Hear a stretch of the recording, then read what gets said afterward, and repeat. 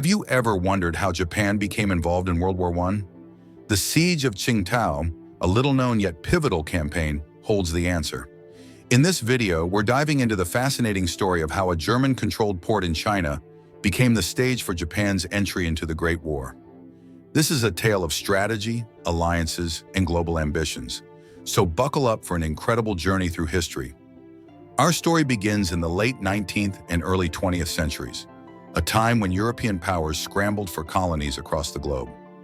Amid this imperial frenzy, Germany secured a 99-year lease on the port city of Tsingtao, located on the Shandong Peninsula in China.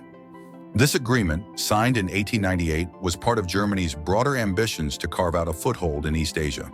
Tsingtao quickly became a vital asset, both militarily and economically. The Germans transformed the city into a modern naval base and trading hub, complete with European-style architecture, breweries, and a railway network connecting it to the interior of China. However, Germany's presence in Tsingtao was not welcomed by all.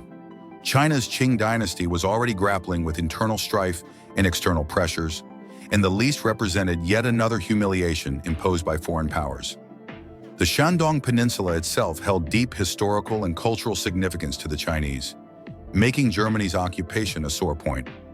Meanwhile, Japan, a rising power in its own right, was keenly observing the European colonization of Asia.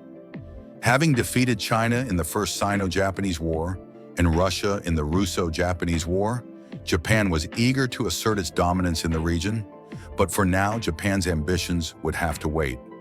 Fast forward to 1914, when Archduke Franz Ferdinand was assassinated in Sarajevo, triggering a chain reaction of alliances. Few could have predicted how the conflict would ripple across the globe. When Britain declared war on Germany, it invoked its alliance with Japan under the Anglo-Japanese Alliance of 1902. This treaty, initially aimed at countering Russian expansion in Asia, required Japan to assist Britain in securing its interest in the region. On August 15, 1914, Japan issued an ultimatum to Germany, demanding the withdrawal of German ships from Chinese and Japanese waters and the surrender of Tsingtao. Germany, confident in its military strength and unwilling to concede, ignored the ultimatum. This set the stage for Japan's entry into World War I. On August 23, 1914, Japan formally declared war on Germany, and the Siege of Tsingtao began. The campaign was more than just a military operation. It was a calculated move by Japan to solidify its position as a global power. By participating in the war on the side of the Allies, Japan hoped to gain international recognition, territorial rewards, and a stronger hand in shaping the post-war world order. The German defenses at Tsingtao were formidable. Under the command of Governor and Naval Captain Alfred Meyer Waldeck, the garrison consisted of around 4,000 German and Austro-Hungarian troops. They were supported by heavy artillery, coastal defenses, and the protection of the German East Asia Squadron, led by Vice Admiral Maximilian von Spee. However, the bulk of von Spee's fleet had departed before the siege to avoid being trapped by Allied naval forces. This left the garrison relatively isolated. Japan, on the other hand, brought overwhelming force to bear. Under the command of General Kamio Mitsuomi, the Japanese deployed over 20,000 troops, supported by a naval blockade that included 6 battleships, cruisers, and destroyers.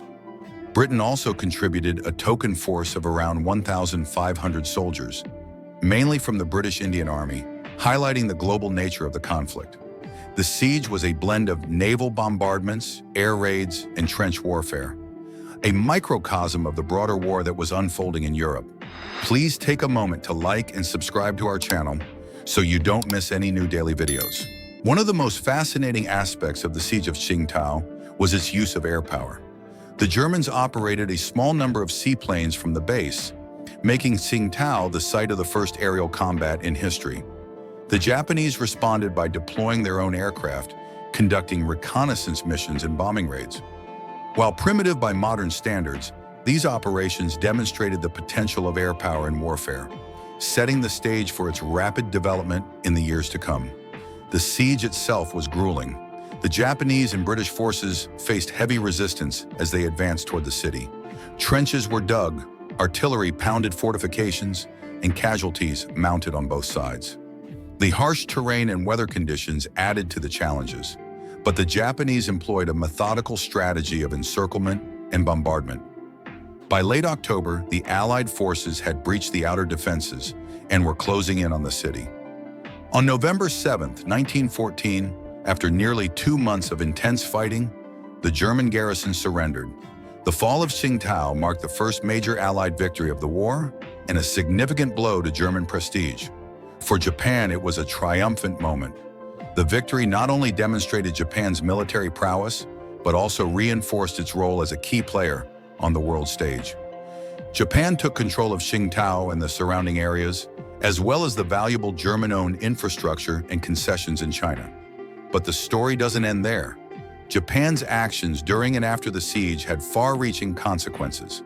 The occupation of Tsingtao and the Shandong Peninsula fueled tensions between Japan and China.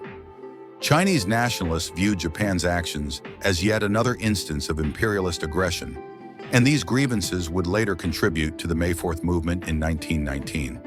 Additionally, Japan's participation in the war gave it leverage in the post-war negotiations, particularly during the Versailles Peace Conference. At Versailles, Japan sought recognition for its territorial gains and proposed a racial equality clause to be included in the League of Nations Covenant. While the clause was ultimately rejected due to opposition from Western powers, Japan's demands underscored its growing ambitions. The legacy of the Siege of Tsingtao thus extends beyond the battlefield, shaping the geopolitics of the 20th century. The siege also had a profound impact on military strategy and technology. The use of air power, the challenges of amphibious operations, and the effectiveness of coordinated assaults were lessons that would be studied by militaries around the world.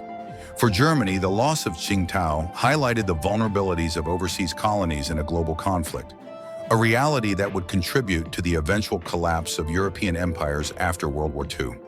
For the soldiers who fought in Tsingtao, the experience was harrowing. Letters and diaries from the front lines reveal a mix of camaraderie, fear, and resilience.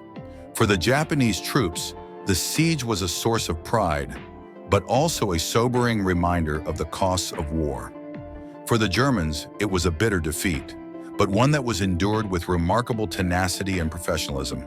Today, the Siege of Tsingtao is a largely forgotten chapter in the history of World War I, overshadowed by the massive battles in Europe. Yet its significance cannot be overstated. It marked Japan's emergence as a global power, reshaped the balance of power in East Asia, and set the stage for future conflicts in the region. It also serves as a poignant reminder of how interconnected the world had become by the early 20th century, with events in one corner of the globe reverberating across continents. As we reflect on the Siege of Tsingtao, we're reminded of the complexities of history. This was a campaign that brought together diverse nations, cultures, and technologies in a struggle for power and prestige. It was a moment when the ambitions of empires collided, leaving a legacy that continues to shape our world today. Thank you for joining us on this journey into the past. If you enjoyed this video, don't forget to hit the like button and subscribe to our channel for more deep dives into history. And as always, just stay curious.